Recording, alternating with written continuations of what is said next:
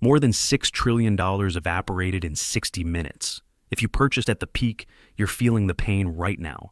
Silver just plummeted from 121 to 108.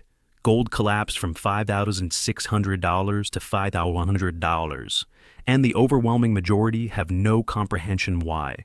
Right this moment, across the globe, someone is staring at their screen, watching their portfolio hemorrhage. Liquidations triggering liquidations. A waterfall of red.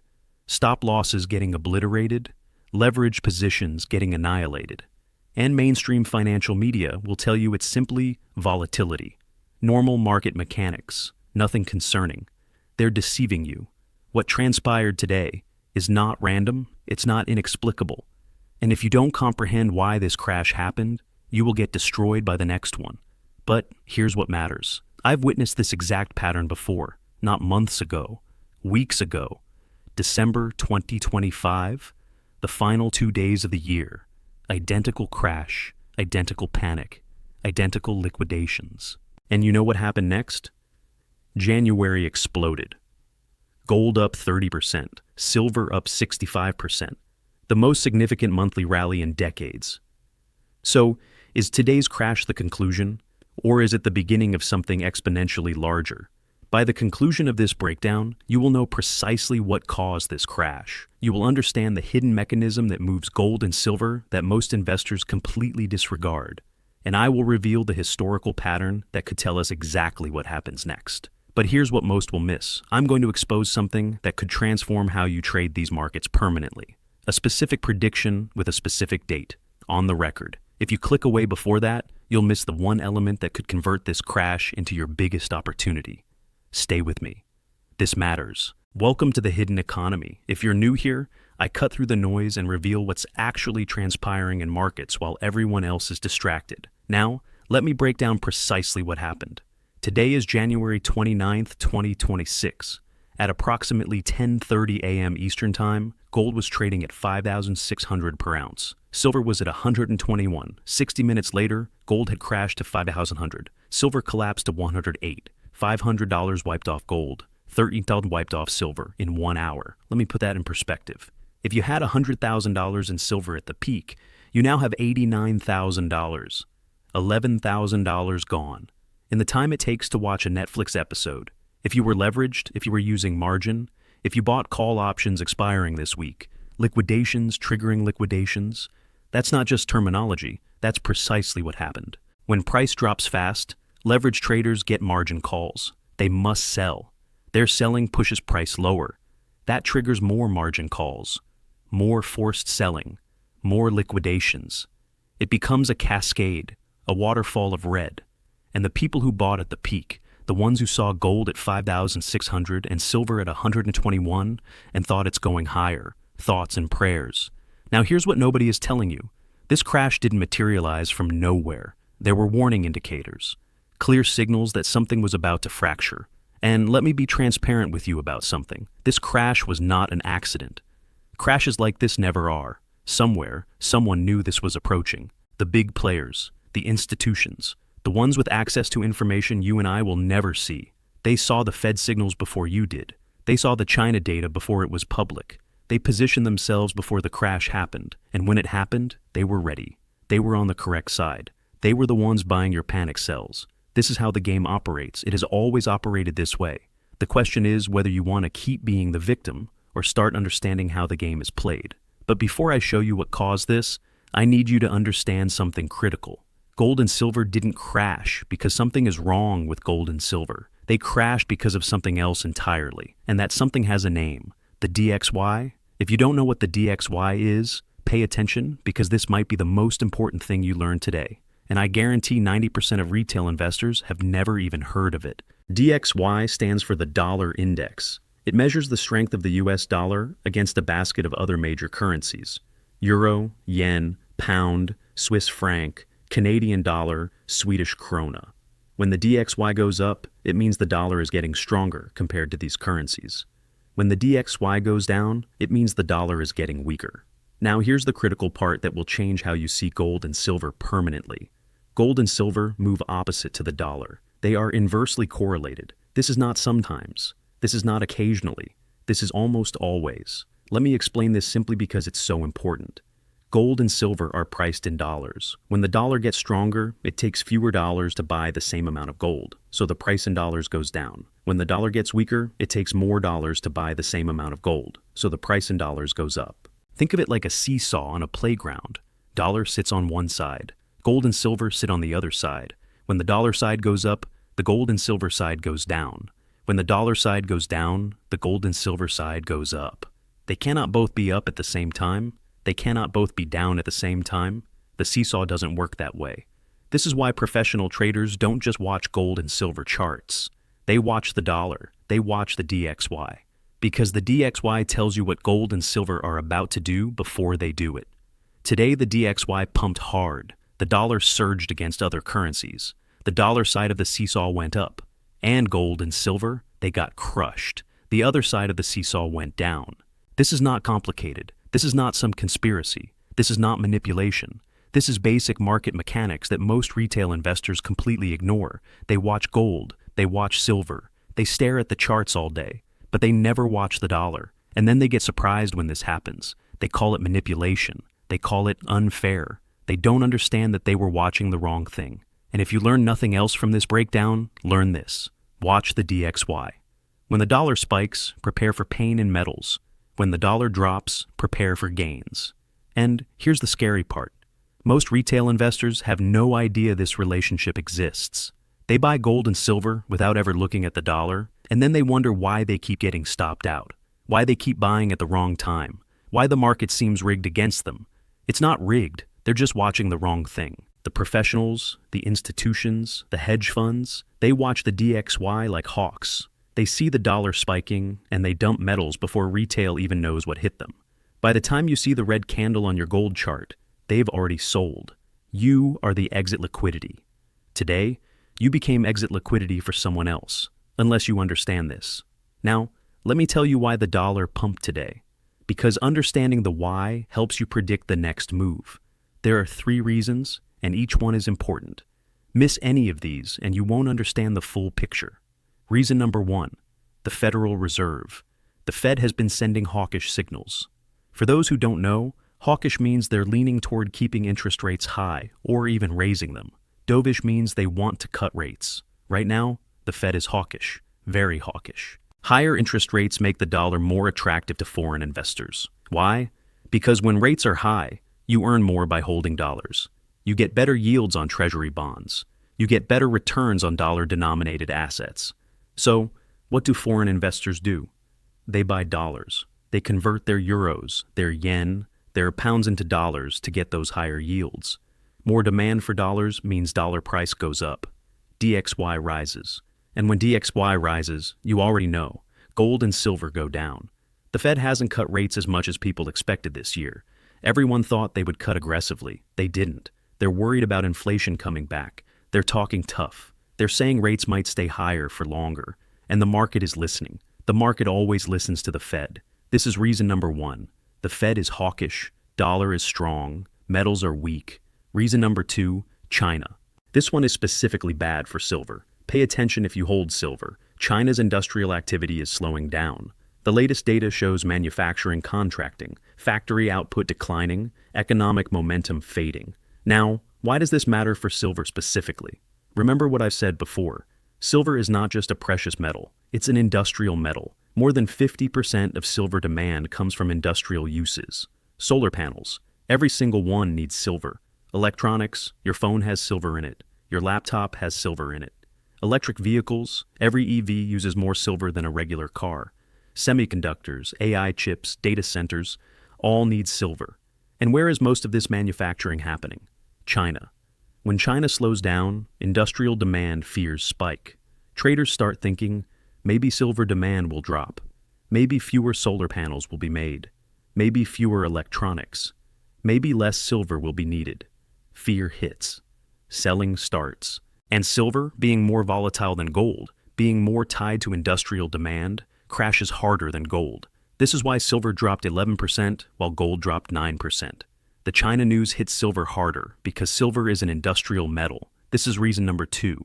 China is slowing. Industrial demand fears are rising. Silver is getting hit. And I wish I could tell you that's the worst of it, but it gets worse. Reason number 3, the US government shut down. January 31st, 2 days from now. The US government is heading toward a shutdown if Congress doesn't pass a funding bill. Now, shutdowns have happened before. They're usually temporary. They usually get resolved. But markets don't like uncertainty. Markets don't like political chaos. When there's uncertainty, traders reduce risk. They take profits. They move to the sidelines. They sell first and ask questions later. After the massive rally we had this month, there was a lot of profit sitting on the table. Gold up 30%, silver up 65%. People were sitting on huge gains. A lot of those people were looking for an excuse to take profits, looking for a reason to sell some of their position, lock in some gains. The shutdown fears gave them that excuse. It wasn't the only reason, but it was the trigger, the excuse that let people justify selling. This is reason number 3. Political uncertainty, profit-taking, risk reduction. 3 reasons coming together at the same time. Fed hawkish, China slowing, shutdown looming. Each one alone might have caused a small dip. All 3 together, all 3 hitting at the same moment. Result? More than $6 trillion evaporated in 60 minutes. Now, let me show you something that most people don't understand. The relationship between gold and silver. A lot of people think gold and silver move together. Same direction, same intensity.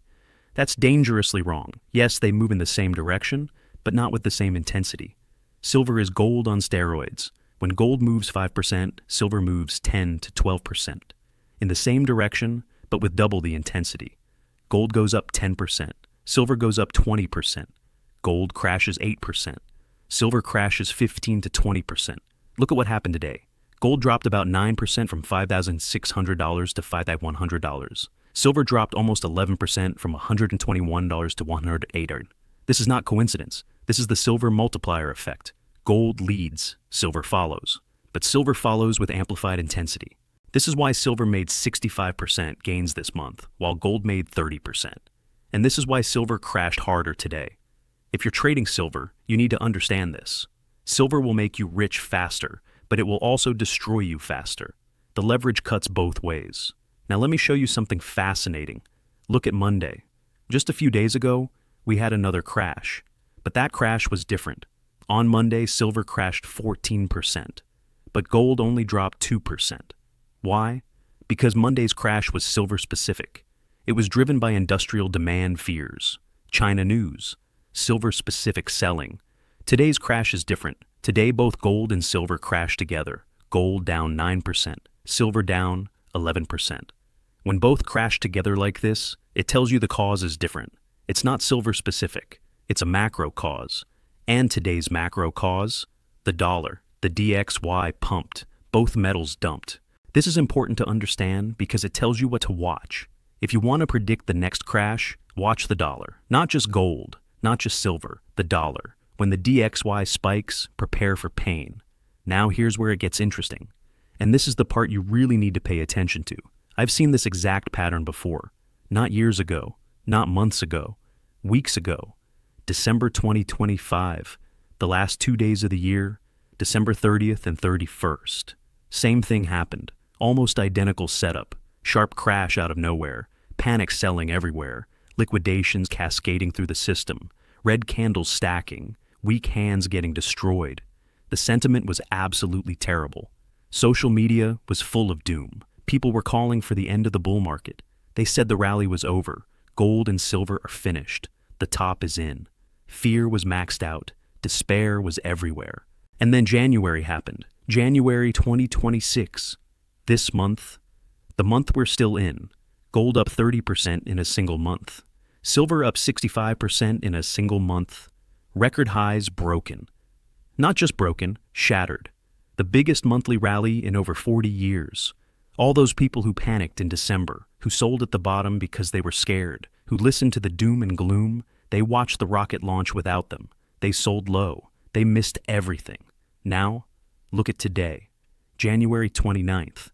2 days before the end of the month, sharp crash, panic selling, liquidations cascading, same pattern, same timing, same fear. The question is, will February repeat January? Will we see another mega pump? Let me show you why I think we might. First, understand what has not changed. This is critical. The crash today was about the dollar, about the Fed, about short-term fear, about paper hands getting shaken out. But the fundamentals, the big picture, the stuff that actually matters, none of that changed, not one bit.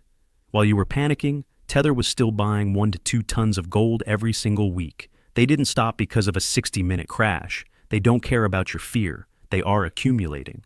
While you were watching red candles, BRICS nations were still stacking. China, Russia, India, they didn't sell today. They bought. They always buy the dips. They've been doing this for years. While you were refreshing your portfolio, the de-dollarization trend was still accelerating. Countries are still moving away from the dollar. That didn't reverse in 60 minutes.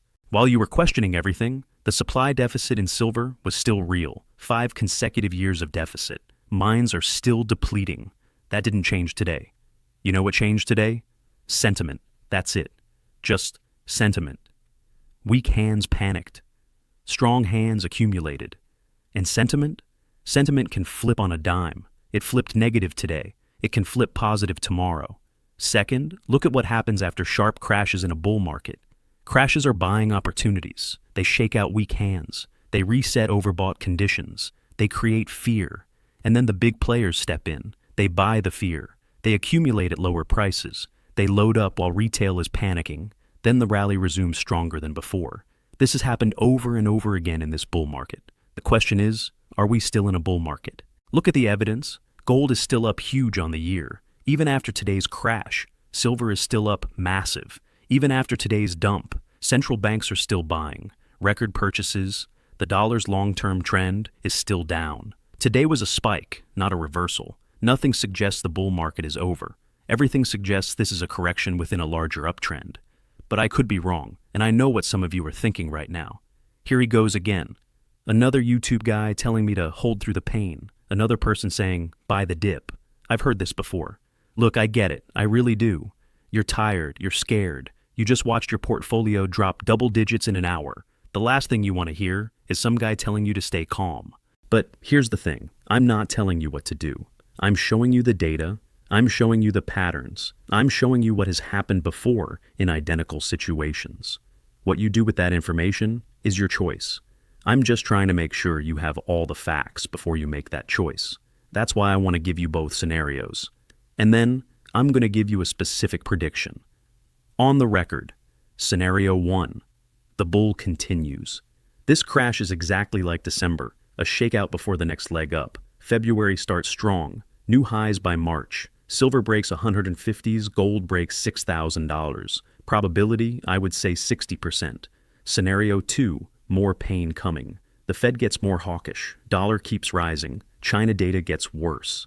We see another crash. Gold tests $4,800. Silver tests $90. Probability, I would say 30%. Scenario 3. The chop zone. We go sideways. No new highs, no major crash. Just choppy, frustrating price action for weeks. Traders get bored. Retail gives up. Then the move comes when nobody expects it. Probability, I would say 10%. Now here's my specific prediction. The one I told you about at the beginning. Silver will be back above $120 by February 15th. Not by March. Not by summer. By February 15th. 17 days from now. Here's why. This crash brought silver from $190 to $108. $13 down. That's a lot in 60 minutes, but it's nothing compared to the rally we just had. The pattern from December says we bounce. The fundamentals say we bounce. The oversold conditions say we bounce. And February 15th, that's when the shutdown drama will be resolved one way or another. That's when the fear subsides. That's when buyers come back. 120, February 15th, on the record. Screenshot this. Hold me accountable. Which scenario do you think plays out? Drop your answer in the comments. I read every single one. Now, let me give you some practical takeaways, because knowing what happened is useless if you don't know what to do about it. If you're holding physical gold and silver, my advice is simple. Do nothing. Physical metal is not a trade. It's not something you buy and sell based on daily price movements. Physical metal is insurance. It's long-term savings. It's wealth preservation. You don't sell your insurance policy because the stock market had a bad day. You don't cash out your savings account because there was a market crash. Physical metal is the same. You don't have a loss until you sell. Until you sell, it's just a number on a screen. It doesn't affect your life. It doesn't change how many ounces you own. If you bought physical silver at $100 an ounce, you still own that silver. It's still in your possession. The crash didn't take it from you. Ignore the daily noise. Come back in 6 months. Come back in a year. The fundamentals haven't changed. The long-term thesis hasn't changed. Only the short-term price changed. If you're trading with leverage, today was your wake-up call. Leverage in volatile markets is a death sentence. Not might be. Is. Liquidations triggering liquidations. That phrase should haunt you because that's exactly what happens when leverage traders get caught on the wrong side. You think you're smart. You think you can handle the volatility. You think your stop loss will protect you. And then price gaps down. Your stop loss gets skipped. You get liquidated at a price way worse than you expected. Your account is gone. This happens every single time there's a sharp crash. Leverage traders get wiped out. Every single time. If you're using leverage on gold or silver, reduce it dramatically or eliminate it entirely. The gains are not worth the risk of total wipeout. If you're waiting on the sidelines with cash, this might be your moment. The best time to buy is when there's blood in the streets, when fear is everywhere, when people are panicking, when red candles are stacking.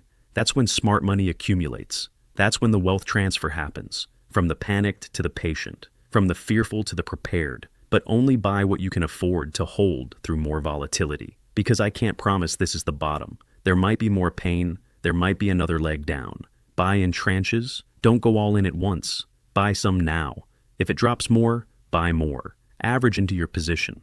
And only use money you can afford to lock up for months or years. Not money you need next week. If you bought at the very top. If you bought silver at 121s or gold at 5,600s, I'm not going to lie to you. It hurts. Watching your portfolio drop 11% in an hour hurts. I understand. But you have two choices right now. Choice 1. Panic sell at the bottom and lock in your loss. Make the loss permanent. Transfer your wealth to whoever is buying from you right now. Choice 2. Hold through the volatility and wait for the recovery. Accept that you bought at a bad time, but recognize that bad timing is not the same as a bad investment. If the fundamentals are still good, if the long-term thesis is still intact, then your only mistake was timing, and timing mistakes get corrected over time. History favors the patient. But you have to be able to survive the drawdown emotionally. You have to be able to watch red without panicking. You have to be able to hold when everyone else is selling. Can you do that? Only you know the answer. Now let me address something important. Some of you are scared right now. You're watching your portfolio and feeling sick. You're wondering if you made a mistake. Let me give you some perspective. In 2020, gold crashed 30% in March. People panicked. They sold. They said gold is dead. By August, gold hit all-time highs. In 2008, silver crashed 50%. People said silver would never recover. 3 years later, silver hit $50. Every single bull market has corrections. Every single one. The question is not whether corrections happen. They always happen. The question is, do you have the conviction to hold through them? That conviction comes from understanding. If you understand why gold and silver are rising long-term, you can stomach the short-term pain. If you don't understand, every crash will shake you out. You'll buy high and sell low over and over again. This is why I make these videos. Not to tell you what to buy, but to help you understand what's happening so you can make your own informed decisions. Now, let me tell you what I'm watching. Number 1, the DXY. If the dollar keeps pumping, more pain for metals.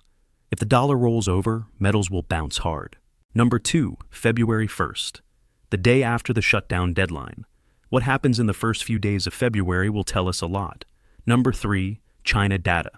Any signs of stimulus or recovery will be bullish for silver. More bad data will be bearish.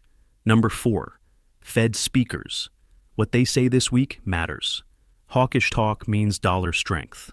Dovish talk means metals rally. Watch these 4 things. They will tell you what comes next. Now, there are 3 types of people watching this video right now. The first type is panicking. They're refreshing their portfolio every 5 minutes. They're thinking about selling everything. They're letting fear drive their decisions. The second type is frozen. They don't know what to do, so they do nothing. They just watch and hope it gets better. The third type is learning. They're taking notes. They're understanding why this happened. They're preparing for what comes next. They know that crashes create opportunities for those who are ready. Which type are you? Let me leave you with this. Markets are designed to transfer wealth from the impatient to the patient, from the emotional to the rational, from those who react to those who prepare. Today, $6 trillion changed hands in 60 minutes. Some people lost that money, other people gained it. The question is, which side of that transfer are you on? If you panic sold today, you transferred your wealth to someone else, someone who was waiting for this, someone who understood the game. If you're still holding, you still have a chance. The game is not over. And if you're sitting in cash, watching from the sidelines, waiting for your moment, pay attention. Because moments like this don't come often. December crashed, January pumped. January is crashing, February is coming. The pattern is right there. Will it repeat? Drop your thoughts in the comments about this crash. I'll make a follow-up video on February 1st and we'll see who was right. Now do me a favor. If this video helped you understand what happened today, hit the like button. It helps the algorithm show this to more people who need to see it.